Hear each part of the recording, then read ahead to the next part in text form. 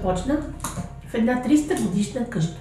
Ще разкажа една история като приказка за едни прекрасни деца, наречени зографчета, и за тяхната госпожа, казваща се Маргарита Касева Вълкова. Развила и създава едно странно ателие, в което има много творчество и най-различни технически постижения. Аз като тяхна госпожа също се занимавам с творчество. От време на време рисувам икони, за което ще проведа няколко урока онлайн, за да покажа някои стъпки от тази невероятен изключителен занаят, който е свързан с духовното изкуство, църковното изкуство, декорацията на храмове и за нашия град е изконно предизвикателство, но и също така огромна отговорност. Да рисуваш икони в град Самоков, това е може би най-отговорната задача за съвременните поколения. Защото в калдерамите на нашия град и белите плочници, с които е бил заслан по време на Възраждането, са ходили великите големи зографи. Нашия град е бил доста голямо духовно средище, също така епархия за тази част на България, стигаща до сръбските земи. Нашата църква митрополитска, която е вторият най-голям иконостас на Балканите, е била центъра на тази епархия. В този период възрожденски народът е бил толкова буден, че масово хората са се интересували, пътували, донасили новости и така градът ни е бил увял и кипял от търговия и най-различни занаяти. Малцина са жените, които са зографки и смелили се, нали, да прекрачат тази, знам ли, светиня. Тъй като иконата, на практика, тя означава изображение, портрет, но в същото време тя е един духовен продукт, един духовен път, който всеки един, така наречен зограф, извървява от самото начало на подготовката до самия край, до запечатването на образеца. В областта на иконографията в нашия град са работили недостижими в своето съвършенство техническо майстори.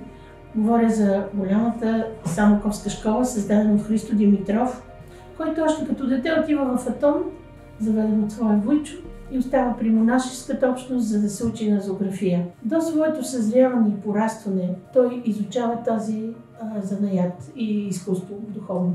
Идвайки в Самоков, той започва да получава поръчки, той се жени за своята съпруга и така създава семейство, от което се ражда Димитър Зограф, първият и най-голям син, след което Захари Зограф, но за съжаление бащата Христо Димитров умира внезапно, изписвайки църквата в Пазарджик. Така неговият син Димитър на 24 години става настойник на Захари Зограф. Захари по това време е на 8 годинки и неговият по-голям брат Димитър го отглежда и обучава в майсторството на зоографията. Цялата Самоковска общност работят върху изписването на Рилски манастир, на Троянски, на Преображенски, на Кремниковски.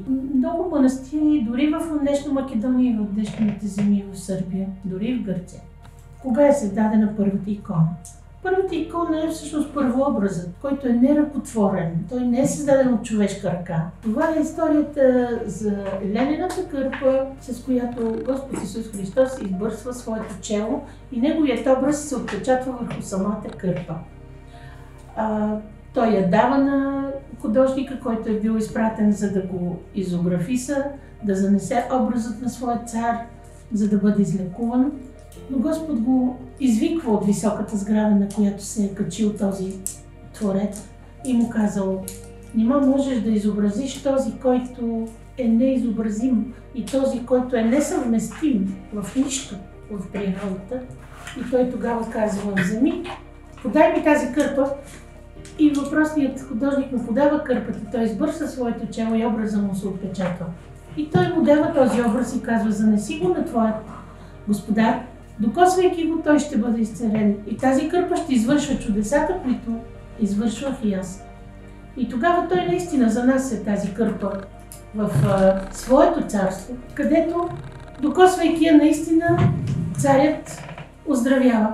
Но идват нашественици и царят заповядва тази, но първо заповядва тя да бъде залепена върху дъска. Ето там идва този символ с ленената кърпа, който ние поставяме върху липовата дъска. Какво се случва след като нашественици нападат царството решават да зазидат този образ в самата крепостна стена, в една ниша, слагат една керамида през него и едно кандило преди това и зазиждат нишата. 100 години по-късно наследниците решават да разидат въпросната ниша, отварят и какво да видят? Махат керамидата и виждат как кандилото още гори, а образът е бил толкова силен, че се е отпечатил и върху керамидата. Така, първообразът не е създаден от човешка ръка, а от самия Господ Исус Христос. В следващите ни уроци ще ви запозная постепенно с всички стъпки, които трябва да следваме при изписването на една икона. Канона, принципите, техниката и различните видове изразни средства, материали, които са ни необходими за нашите произведения. Заповядайте в нашето ателие за нашите следващи срещи с иконография.